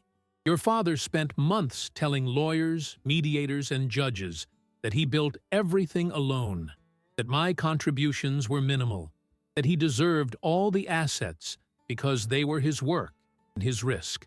I just agreed with him. He wanted everything, and he got everything, including all the debt he accumulated while I was working for free." Owen was quiet for a long moment. "That's pretty badass, Mom." I laughed, surprised. "Language. Seriously, though." "Peachy." He sat down on the couch, our old couch that Derek had graciously allowed me to take since it didn't match Amber's aesthetic. "Everyone thought you got screwed in the divorce. Dad's mom told everyone you were getting almost nothing. But you planned this, didn't you? You knew exactly what you were doing." "Your grandmother taught me to always keep something that's just mine," I said. "And my years at the law firm taught me that information is more valuable than anger." "Your father underestimated me. He thought because I didn't fight for the house and the cars and the business that I was giving up. He didn't realize I was giving away debt disguised as assets." "What about Dad?" Owen asked quietly. "What's going to happen to him?" I sighed. This was the hard part, the part where I had to be honest about Derek's future without making Owen hate his father. "The business is probably going to fail. The creditors are already calling in debts now that the divorce is final. Marcus's attorney filed suit last week for the defaulted loans. The house will likely go into foreclosure because your father can't maintain 3 mortgage payments on a property that's underwater. He'll probably file for bankruptcy within the year." "And you knew all this would happen?" "I knew the numbers," I confirmed. "The math doesn't lie, Owen. Your father accumulated $1,600,000 in debt against assets worth $1,400,000. That's not a sustainable position. Eventually, the foundation collapses." Owen nodded slowly, processing. "He deserves it, doesn't he? For what he did to you, for the affair, for the lying, for treating you like you didn't matter." "Maybe," I said, "but that's not why I did it. I didn't do this for revenge, Owen. I did it for survival. Your father was planning to leave me with $40,000 after 13 years of unpaid work. No retirement, no health insurance, no assets in my name. At 35 years old, I would have been starting over with nothing except you and a resume with an 11-year gap. So I protected myself the only way I could. I documented everything. I kept my own money safe, and when he tried to take everything, I let him have it. Even knowing it would destroy him? He destroyed himself," I said gently. "I just refused to be destroyed with him." 3 months after the divorce was final, I enrolled in an interior design certification program at the community college, using a small portion of Owen's trust fund with Uncle Frank's approval, since it qualified as education that benefited our family. I'd always loved design, had dreamed of it when I was 23, before Derek asked me to give up everything to build his company. Now, at 35, I was finally building something for myself. My first client came through a friend of Rachel's, a woman named Patricia, who was recently divorced and wanted to redesign her new apartment as a symbol of her fresh start. We met over coffee, and she told me her story. 22 years of marriage, 3 kids, a husband who'd left her for someone younger. She'd gotten a decent settlement but felt lost, like she didn't know who she was without being someone's wife. "I want colors," she told me, her eyes bright with determination. "My ex-husband hated color. Everything in our house was beige or gray. I want to live somewhere that feels alive." We designed her living room in shades of coral and turquoise, her bedroom in deep purple with gold accents. We found artwork at estate sales and second-hand stores, refinished furniture she'd had in storage, created a space that was uniquely hers. When it was finished, She stood in her living room and cried. "This is the first place I've ever lived. That's just mine," she said. "Not my parents' house, not my husband's house, not something we compromised on together. This is mine." I understood exactly what she meant. Word spread through the network of divorced women, and suddenly I had more clients than I could handle. Women who were rebuilding, who wanted spaces that reflected who they were instead of who their husbands wanted them to be. Women who understood that sometimes the best revenge isn't destruction, but creation. Building a life so authentic and beautiful that the old one fades into irrelevance. By September, I'd completed enough projects to build a portfolio website. Owen helped me set it up, his teenage tech skills far surpassing my own. We called it Fresh Starts Design, and the tagline was, "Building Spaces for New Beginnings." "That's perfect, Mom," Owen said when we launched it. "That's exactly what you're doing." Derek's business collapsed in October, 8 months after our divorce was finalized. The foreclosure notices went out, the creditors filed suit, and Marcus finally got a judgment against him for the defaulted loans. I heard about it through mutual acquaintances who called to tell me with a mixture of sympathy and satisfaction, like they expected me to gloat. But I didn't feel victorious. I felt sad for the man Derek could have been if he'd valued partnership over possession, if he'd treated our marriage like a collaboration instead of a zero-sum game where someone had to win and someone had to lose. I heard he moved into a small apartment across town, the kind with month-to-month leases and coin-operated laundry, a far cry from the luxury he'd maintained for Amber.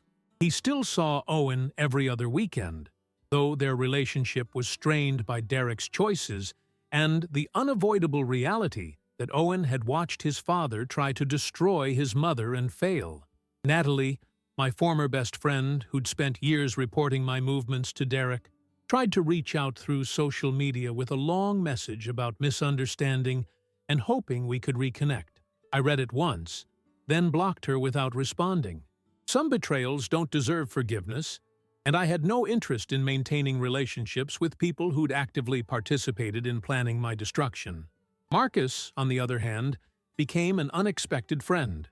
He'd lost a lot because of Derek's fraud, but he'd salvaged his marriage and was slowly rebuilding his credit.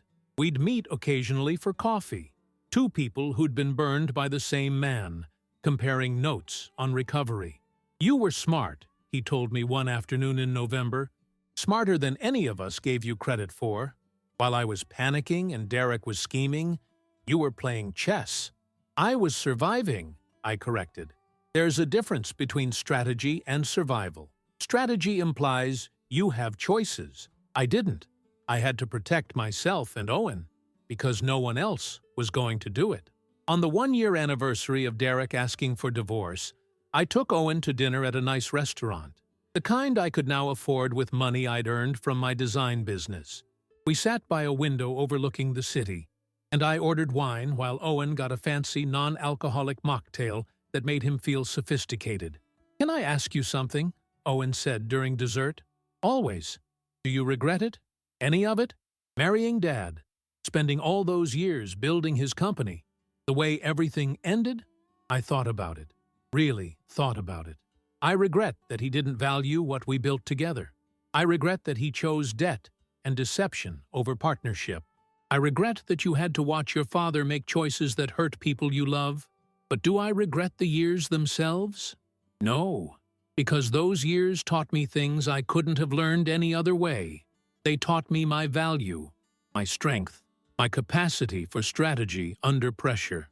And they gave me you, which makes every difficult moment worth it. Owen smiled, and I saw glimpses of the man he was becoming, stronger than his father, kinder, more aware of how his choices affected others. "I'm proud of you, Mom, for how you handled everything, for not letting him destroy you." "I'm proud of you too," I said, "for how you've handled all of this with grace and maturity way beyond your years." We clinked glasses, my wine against his mocktail, and I felt something settle into place. Not happiness exactly, but something better, contentment. The bone-deep satisfaction of knowing I'd survived the worst someone could do to me and emerged stronger, freer, more myself than I'd ever been. 2 weeks before Christmas, I was painting a client's bedroom in a color she'd chosen called Sage Whisper when my phone rang. Unknown number. I almost didn't answer, but something made me pick up. Meredith? Derek's voice, hoarse and uncertain. I set down my paintbrush carefully. What do you need, Derek? He stopped, started again. I'm outside your apartment. Can we talk? Just for a minute? I should have said no. I should have reminded him that we had a parenting app for Owen-related communication, and everything else could go through attorneys. But curiosity won out, that dangerous human impulse to see how far someone has fallen when they've spent so long looking down on you. I went downstairs and found him standing by the building entrance, and I barely recognized him. The expensive suits were gone, replaced by jeans and a jacket that had seen better days. He'd lost weight, his face gaunt in a way that spoke of stress and missed meals. The watch was gone, the confident posture was gone, the swagger was completely gone. He looked like a man who'd been hollowed out and was trying to figure out how to refill himself. "You look different," I said, because it was true, and I didn't know what else to say. "I filed for bankruptcy last week," he said without preamble. "Lost the house, the cars, the business, everything. I'm living in a studio apartment and working as a property manager for someone else's company. Everything I built is gone." "I'm sorry," I said, and meant it. Not sorry he'd lost what he'd built on fraud and debt, but sorry that he'd learned his lesson the hard way. Sorry that Owen had to watch his father fall so far. "Are you?" Derek laughed bitterly. "You planned this. You knew exactly what would happen when I took those assets and all that debt. You engineered my destruction." "I didn't engineer anything," I said calmly. "You accumulated $1,600,000 in debt while I worked for free. You maintained a girlfriend in a luxury apartment while defaulting on business loans. You forged my signature on a life insurance policy. You asked for everything in the divorce, and I gave you exactly what you asked for. The destruction was already there, Derek. I just refused to go down with you." He looked at me for a long moment, and I saw something shift in his expression. Recognition, maybe, or understanding. "You were always smarter than I gave you credit for." "I was always exactly as smart as I am now," I corrected.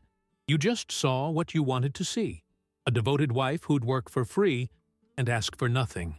You underestimated me because it was convenient, because acknowledging my actual contributions would have required you to share credit and power. But I was always here, Derek. I was always the one keeping your business running while you were out playing empire builder." "I know that now," he said quietly. "Too late, but I know it." "Why are you here?" I asked. "If you came for an apology, I don't have one. If you came for money, I don't have any to spare. If you came to tell me I ruined you, you should know I don't accept that responsibility. What do you want?" Derek ran his hand through his hair, that old stress gesture. "I came to say I'm sorry. For everything. For the affair. For the lies. For the way I treated you like unpaid labor instead of a partner. For planning to leave you with nothing after you gave me 13 years. For being so focused on what I thought I deserved that I couldn't see what I actually had. I'm sorry, Meredith. You deserved better than what I gave you." I felt something loosen in my chest. Something I hadn't realized I'd been carrying. Not forgiveness, exactly, but acknowledgement. He'd finally seen me, finally understood what he'd lost and what he'd thrown away. It didn't change anything. The marriage was still over, the damage was still done, but it mattered that he finally knew. "Thank you," I said. "I appreciate you saying that." "Are you happy?" he asked.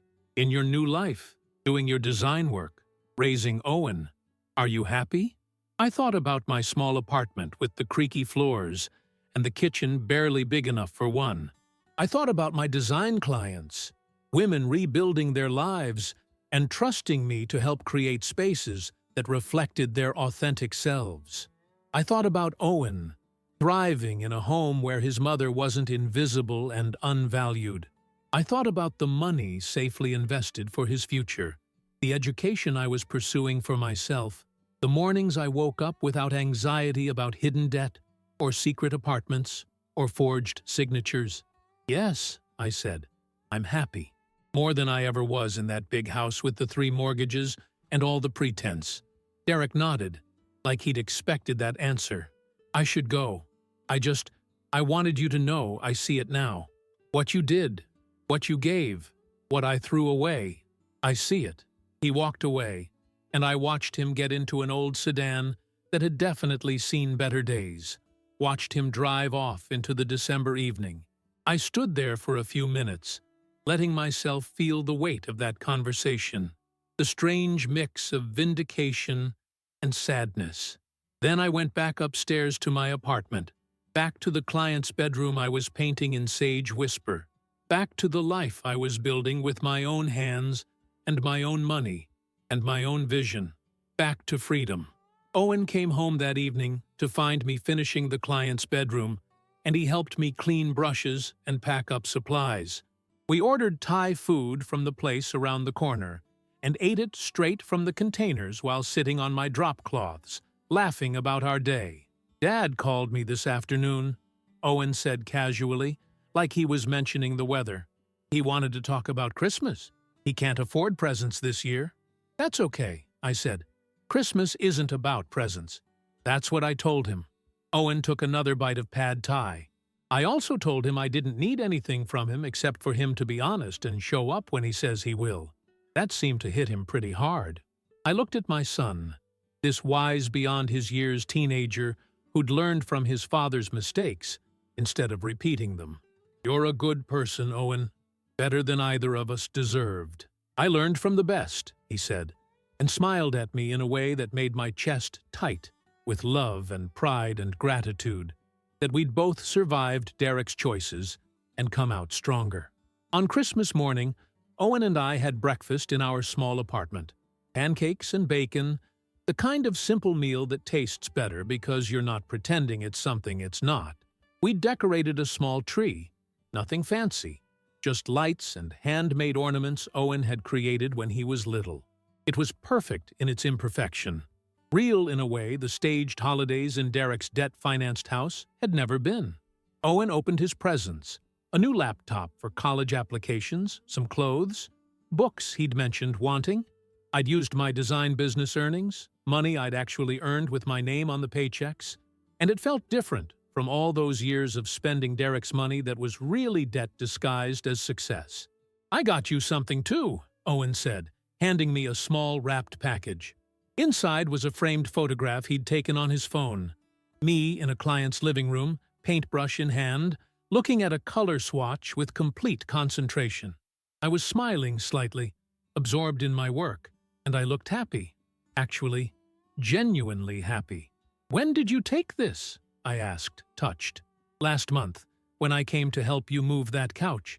You didn't even notice I was taking pictures. But Mom, that's you.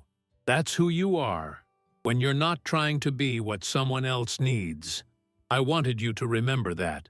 I set the frame on my bookshelf, right next to the photo of Owen at his 10th birthday party, the one Susan had tried to claim, because the frame was expensive. These were my treasures now, not things bought with credit cards or inherited from in-laws who never valued me, but moments captured in time that showed us surviving, rebuilding, becoming. Thank you, I said.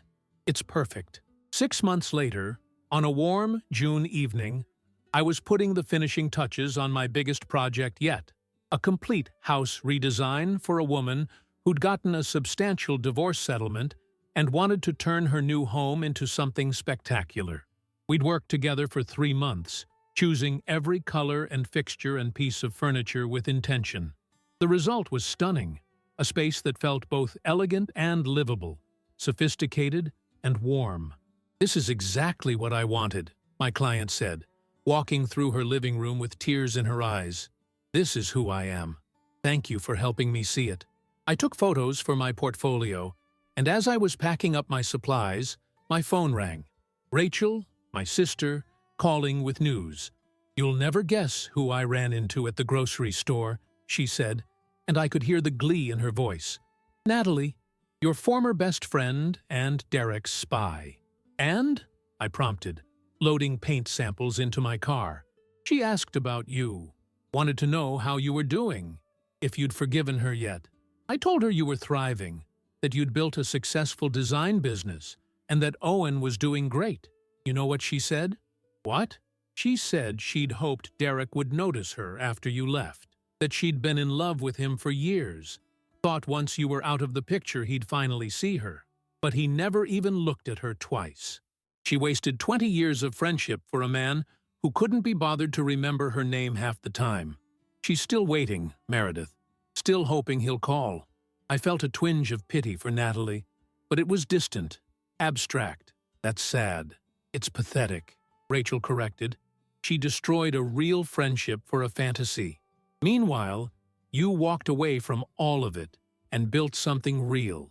You won, sis. Completely, totally won. But it didn't feel like winning. Winning implies someone else losing, implies competition and gamesmanship. This felt different, like I'd simply refused to lose myself in someone else's disaster, like I'd chosen survival over martyrdom, strategy over emotion, freedom over the illusion of security. I drove home that evening with the windows down, June air flowing through the car, thinking about where I'd been and where I was going. 36 years old, Owen about to start his junior year of high school, my design business growing steadily, my savings account slowly building. I had health insurance in my own name, a retirement account I contributed to monthly, an apartment lease with my signature only. I had nothing that belonged to Derek, and everything that belonged to me. When I got home, Owen was cooking dinner. He'd taken an interest in culinary arts and was experimenting with recipes. The apartment smelled like garlic and herbs and possibility. "How was the big reveal?" he asked, stirring something on the stove. "Perfect. She loved everything." "Of course she did. You're really good at this, Mom. Like, professionally good. You should expand, hire some help, maybe get a real office space." I sat at our small kitchen table, watched my son cook with the confidence of someone who'd learned early that independence was valuable. Maybe someday. For now, I'm happy with how things are. And I was. Happy with my small apartment and my growing business, and my son who'd turned out kind despite his father's example. Happy with mornings that didn't start with anxiety about hidden debt or forged documents or secret apartments. Happy with the simple, fundamental knowledge that everything I had was mine. Earned, built, created through my own effort and vision. Later that night, after dinner and dishes and Owen retreating to his room for homework, I sat by my window, looking out at the city lights. Somewhere out there, Derek was probably in his studio apartment, working his property management job, living with the consequences of choices he'd made when he thought he was untouchable. Somewhere out there, Amber was probably dating someone new, someone else's wealthy husband, still chasing the lifestyle she thought she deserved. Somewhere out there, Natalie was probably still waiting by her phone, still hoping Derek would finally see her after all these years. And here I was, in my small apartment with the creaky floors and the window that needed weather stripping, eating ice cream straight from the container while reviewing design proposals for next month's projects. Free. Truly. Completely free. My phone buzzed with a text from a potential new client, a referral from Patricia, my first client, who apparently had been telling all her recently divorced friends about Fresh Start's design. "Hi, Meredith. My friend Patricia said you're a miracle worker. I just finalized my divorce after 18 years, and I need to turn my new condo into a space that feels like ME for the first time in my adult life. Can we meet this week?" I responded immediately, feeling that familiar spark of purpose. "Absolutely. I'd love to help you create your fresh start." Because that's what I did now. I helped women rebuild. I helped them see that endings could be beginnings, that losing everything could mean gaining yourself, that the best revenge wasn't destruction, but creation. Building a life so authentic, it made the old one look like a costume you'd been forced to wear. I'd spent 13 years building Derek's empire. Now I was spending my time building something better. A life, a business, a future that was entirely mine. No hidden debt, no forged signatures, no pretense about who I was or what I'd contributed. Just me, my work, my son, and the hard-won knowledge that sometimes the best thing you can do is let someone have exactly what they ask for, especially when what they're asking for is their own destruction disguised as victory. Derek had wanted everything, and I'd given it to him. Every asset, every liability, every consequence of 13 years of choices he'd made while I worked for free building his dream. And in return, I'd taken the one thing he'd thrown away, like it had no value, myself. Turned out, I was worth more than everything he'd lost, combined. If you enjoyed the story, leave a like and subscribe to the channel. And drop a comment below. What city are you watching from? And if your heart tells you to, feel free to leave me a tip on Buy Me a Coffee. Just check the first pinned comment. Thanks for keeping me company and for the coffee, and I'll see you in the next story.